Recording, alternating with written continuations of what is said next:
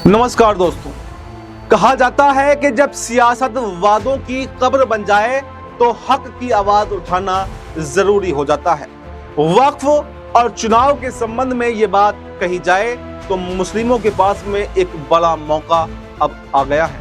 आपको बता दें कि नए वक्फ कानून को लेकर बिहार की सियासत एक बार फिर से करवट ले रही है, लेकिन इस बार ये करवट नहीं, ये एक चाल भी हो सकती है, ये एक धोखा, ये एक मक्कारी भी हो सकती है, जो वक्फ की जमीन से होती हुई मुस्लिम वोटों की मंडी तक अब पहुंचती हुई दिखाई दे रही है। और इस धोखे के बादशाह कोई और नहीं बल्कि नीतीश कुमार है।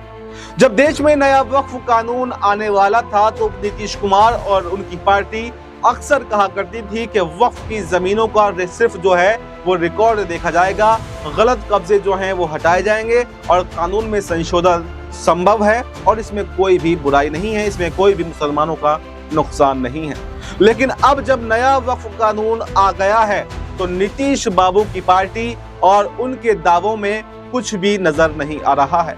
जब नीतीश बाबू ने नया स्टंट वक्फ कानून को लेकर खेल दिया है और इसके जरिए मुसलमानों को साधने में जुट गए हैं, तो आखिर नीतीश बाबू ने वक्फ कानून को लेकर कौन सा स्टंट खेला है और क्यों अचानक वो फिर से उनका मुस्लिम प्रेम जो है वो उमड़ आया है, ये सब हम आपको इस रिपोर्ट में विस्तार से बताएंगे। और साथ में ये भी जानेंगे कि बिहार की 72 जो मुस्लिम बाहुल्य सीटें हैं उन पर जेडीयू का क्या राजनीतिक खेल है और अब तक कितनी सीटें जेडीयू को वहां से मिलती आई हैं। चलिए दोस्तों, फिर इस वीडियो को विस्तार से शुरू करते हैं। दरअसल बिहार में चुनाव की घंटी क्या बजी, नीतीश कुमार को मुसलमानों की याद अब आ गई है। कल तक जो नीतीश कुमार वक्फ कानून को बेमतलब का बता रहे थे, आज उसी के सहारे सत्ता की सीढ़ियां चढ़ने की कोशिश अब कर रहे हैं। कि देश में वक्फ कानून एक संवैधानिक संस्था है जो मुसलमान के समुदाय की धार्मिक और सामाजिक जरूरतों के लिए जमीनें और संपत्तियां मैनेज करती है। लेकिन ये संपत्ति मुस्लिम समाज की अमानत के रूप में भी जानी जाती है और इसे बेचना या कब्जा करना, ये सियासी सौदेबाजी का जरिया बनाना संविधान और शरीयत ये दोनों के खिलाफ है। लेकिन आज यही अमानत अब खतरे में पड़ चुकी है, क्योंकि नीतीश कुमार और उनके दिल्ली वाले आका नरेंद्र मोदी दोनों की नजर वक्फ की जमीनों पर है और इसके लिए एक और काला कानून जो है वो बना दिया गया है। हालांकि इस कानून पर सुप्रीम कोर्ट ने रोक लगा रखी है, सुनवाई पूरी हो चुकी है और कोर्ट ने फैसला भी सुरक्षित रख लिया और कहा तो ये जा रहा है कि मोदी हो या नीतीश हो, इनकी हार सुप्रीम कोर्ट से वक्फ मामले में होकर रहेगी। लेकिन मोदी सरकार और बीजेपी 30 साल पुराने वक्फ कानून को रद्द कराने सुप्रीम कोर्ट अब पहुंच गई है, यानी कि जो 1995 में लाया गया था। इस पूरे मामले में कई सारे पेच फंसे हुए हैं, लेकिन नीतीश बाबू के दिल्ली वाले आका की पार्टी 2014 से लेकर अब तक हर तरीके से वक्फ को कमजोर करने की कोशिश करती रही है। आरटीआई में छूट जो है वो खत्म कर दी गई, संपत्तियों की निगरानी के अधिकार छीन लिए गए और अब नया वक्फ कानून लाकर मुसलमानों की वक्फ की जमीनों को हथियाने की साजिश जो है वो सीधे तौर पर की गई है। कहीं ना कहीं मुसलमानों को देश के अंदर कमजोर करने का एक प्रयास यहाँ पर एनडीए के द्वारा, अगर कहें कांग्रेस कुमार के और मोदी के द्वारा किया गया, क्योंकि भरपूर समर्थन नीतीश कुमार ने भी यहाँ पर दिया था।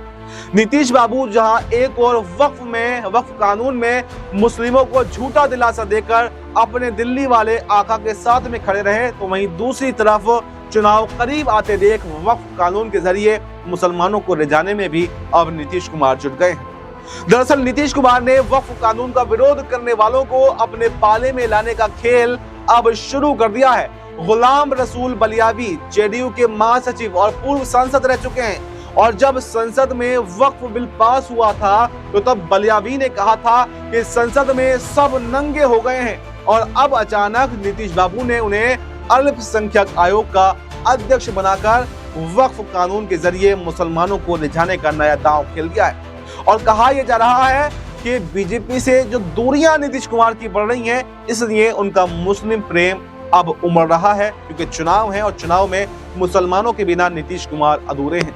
अब ये दांव कितना कारगर होगा और बलियावी ने ये पद आखिर क्यों स्वीकार किया है, ये तो आने वाला वक्त बताएगा। लेकिन एक बात तो साफ हो चुकी है कि नीतीश बाबू चुनाव से पहले मुस्लिमों को अपने पक्ष में लाने के लिए बेताब हो गए हैं। उनकी पार्टी के एक सांसद जो दिल्ली वाले आकाओं की गोद में झूला झूल रहे हैं, वो पहले ही ये कह चुके हैं कि जेडीयू को मुस्लिम वोट बैंक तो मिलता नहीं, तो लेकिन चुनाव से ठीक पहले नीतीश कुमार का बलियावी को इतना बड़ा पद देना ये क्या बता रहा है।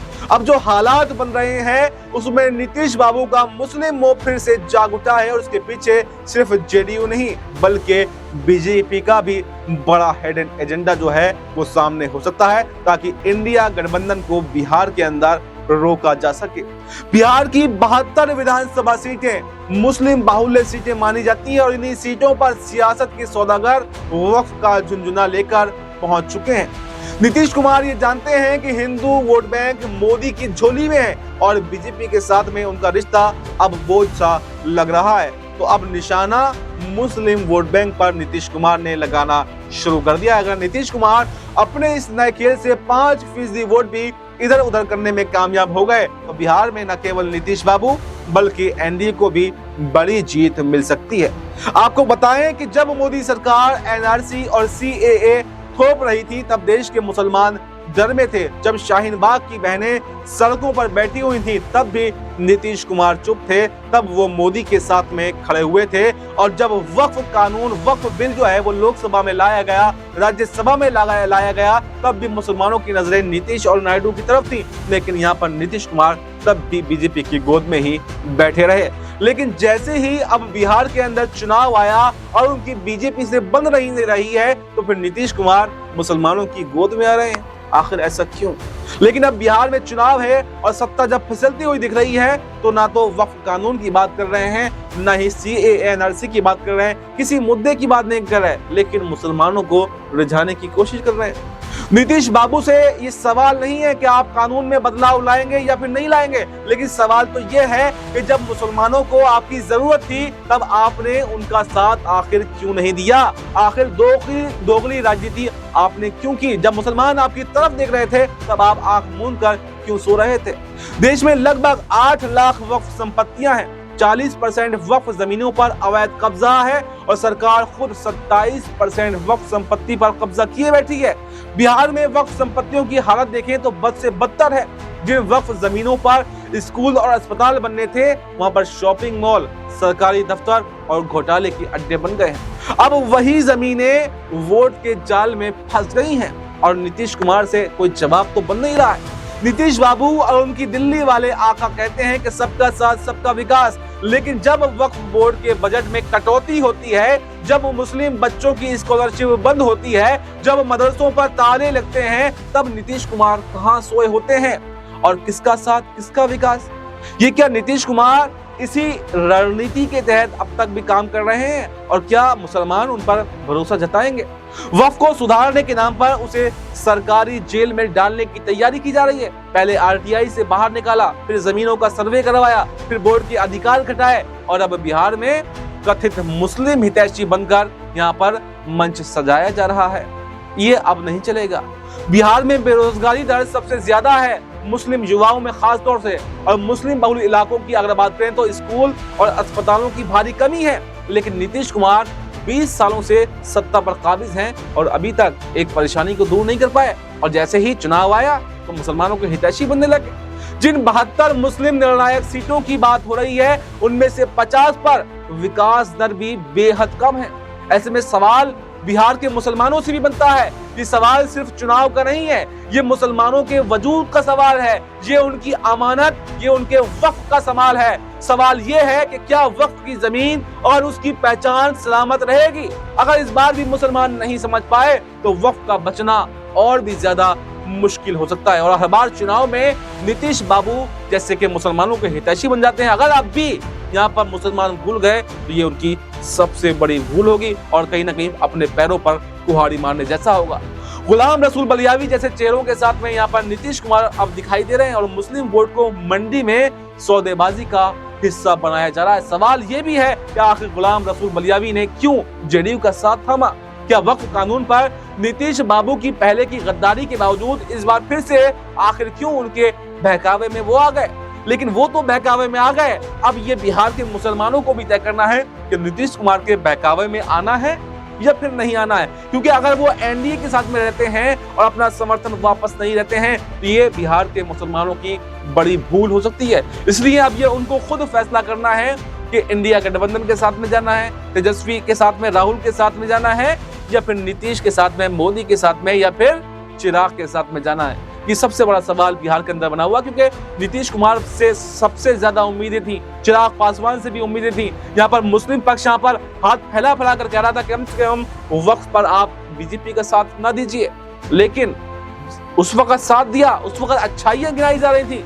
लेकिन अब जब वोट का सवाल है तो उन्हीं मुसलमानों को आगे बढ़ाने की बात, यहाँ पर एक झांसा देने की बात नीतीश कुमार कर रहे हैं और चिराग पासवान भी कर रहे हैं। तो ये देखना अब काफी दिलचस्प होने वाला है कि आखिर चुनावों में क्या होने वाला है, कि मुसलमान अभी भी नीतीश कुमार पर भरोसा करेंगे या फिर जो उन्होंने वक्फ का समर्थन करके गलती की थी उसका बदला अब मुसलमान बिहार के उनसे लेकर रहेंगे और नीतीश कुमार का नामो निशान जो है वो अब बिहार से मिट जाएगा। ये उनकी सबसे बड़ी भूल साबित होगी। फिलहाल इस रिपोर्ट में इतना ही। इस रिपोर्ट पर आपकी क्या राय है, कमेंट बॉक्स में अपनी राय जरूर दें और हमें दीजिए इजाजत। नमस्कार।